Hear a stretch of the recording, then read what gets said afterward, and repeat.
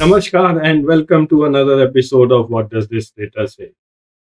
First of all, greetings to all of you on account of our 76th Independence Day, having completed 75 years of independence. From today, we as a nation are entering the Amrit Kal.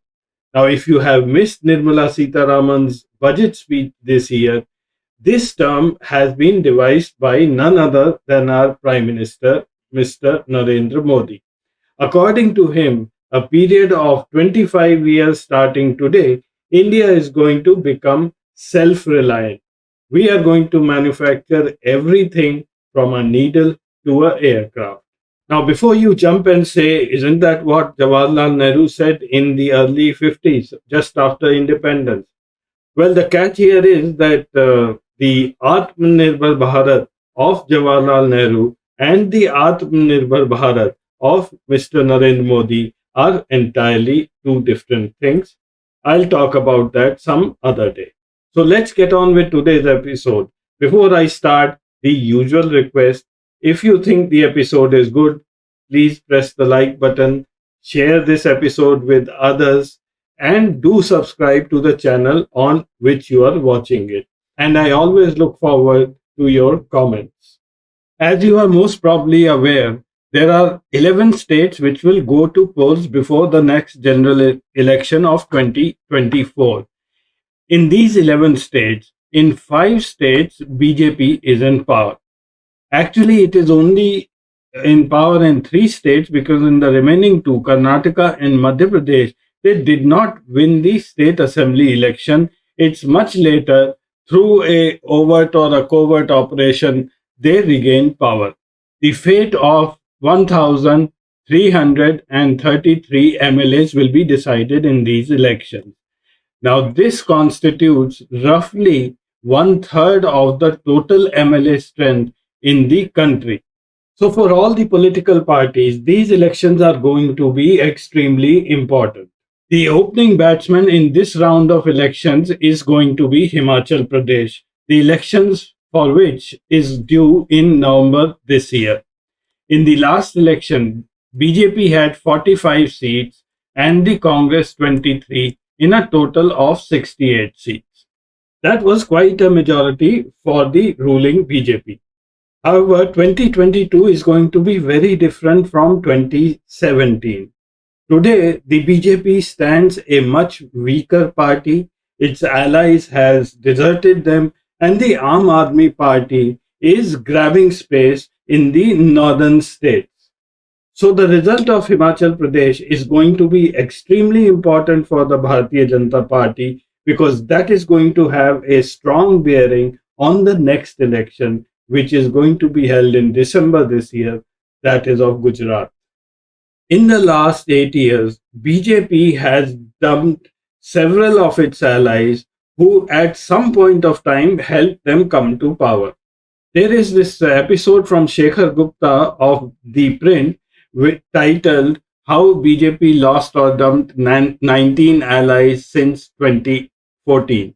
I'm not going to read the names of all the 19 politicians. Some of them you are well aware of, like Sukhbir Badal, Nitish Kumar more recently, Uddhav Thackeray, Bhajan Lal Vaiko, and some of them you may not even have heard of. Further, you have Jitan Ram Majhi and Upendra Kushwaha from Bihar, Om Prakash Rajbhat from Uttar Pradesh, Pawan Kalyan from Andhra, and many more who were used at some point of time and then forgotten by the BJP. These are Shekhar Gupta's list of 19, but I think he has forgotten a few more according to me. The BJP has been talking so much about the significance of August 5th, the Kala Divas, the Kala Jadoo, and the foundation stone laying of the Ayodhya Ram Temple. But August 5th, 3 years ago, another thing had happened, that was the abrogation of Article 370. And the Chief Minister at that time, Mehbooba Mufti, was a coalition partner of the Bhartiya Janata Party. She has since then been put in jail. The second one in my list is Chirag Paswan, son of Ram Vilas Paswan. Now, he was used by the BJP in the last election.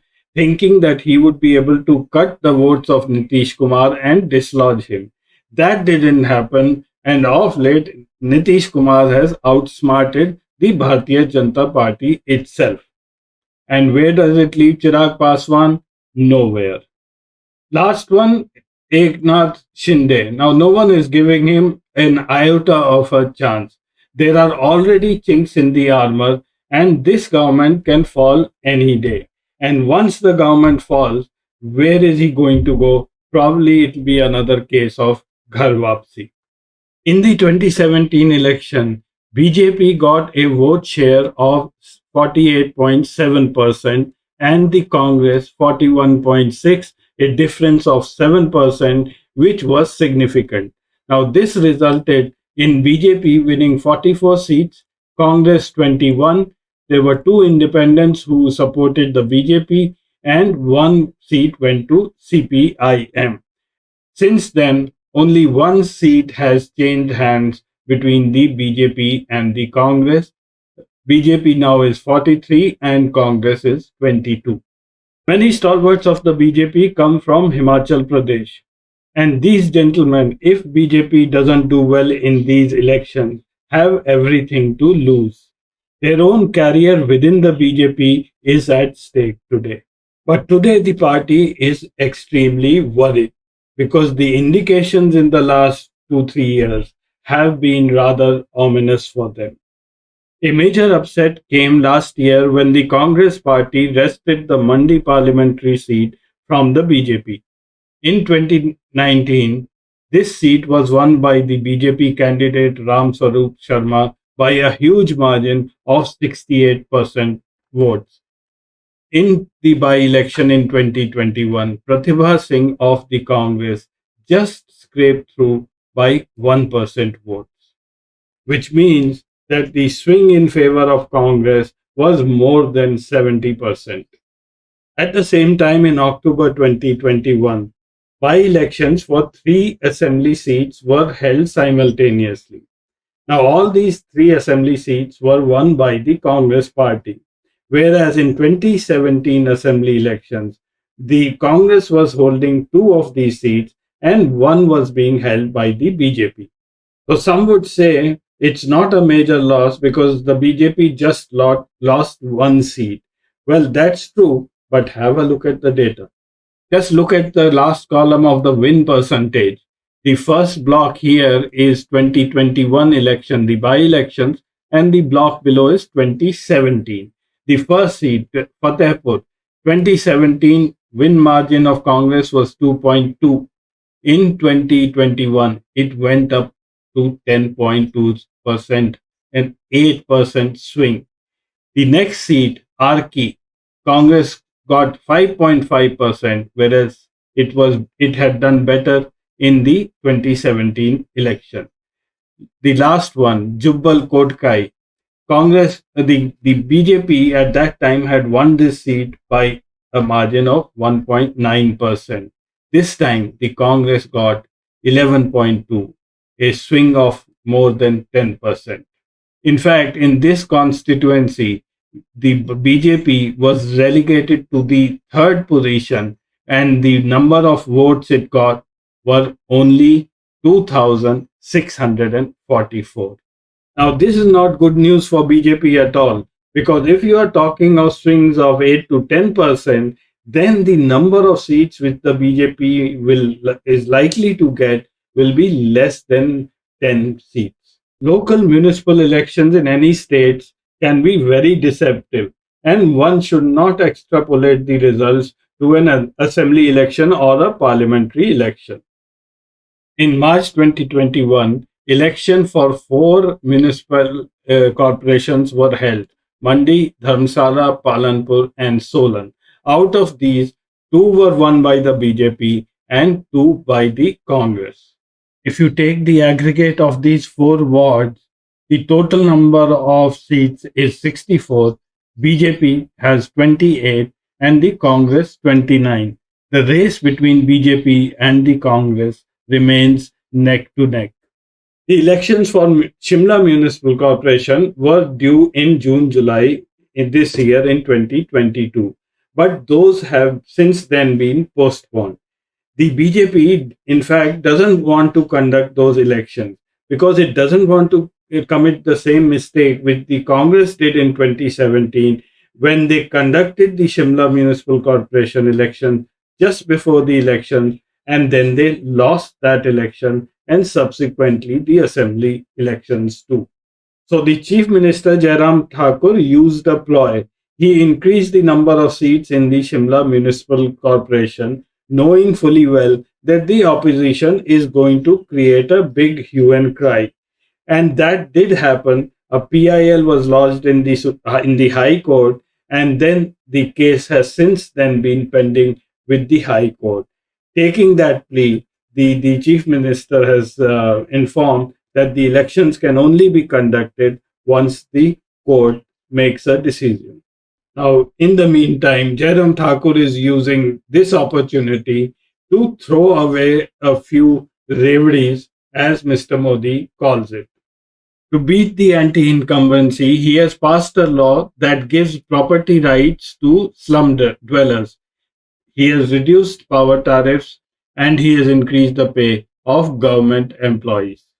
And as if these troubles were not enough, there is an internal tussle which has started that who will be the chief minister. Though the BJP has announced that Jairam Thakur will lead the BJP in the next election, but they have still not committed who will be the chief minister. And if media reports are to be believed, there is Anurag Thakur who is standing outside wanting to jump into the chief minister's seat. Another political event that is going to make a huge difference this time is the emergence of the Aam Aadmi Party in Himachal Pradesh. Now, Aam Aadmi Party has already declared that it's going to contest on all the 68 seats. So, what earlier used to be a straight contest between the BJP and the Congress, this time around, it is most likely going to be a triangular contest. And if you were to believe the ground reports, Aam Aadmi Party has suddenly become very active in Himachal. In fact, they are going door to door and campaigning for the next election already. This has put BJP and Congress on the defensive, and many faces are looking worried. None of the three can come together and form a coalition government. So, a hung assembly in Himachal Pradesh remains a strong possibility. Thank you for watching. I'll see you again next week with some more interesting data. Till then, Namaskar.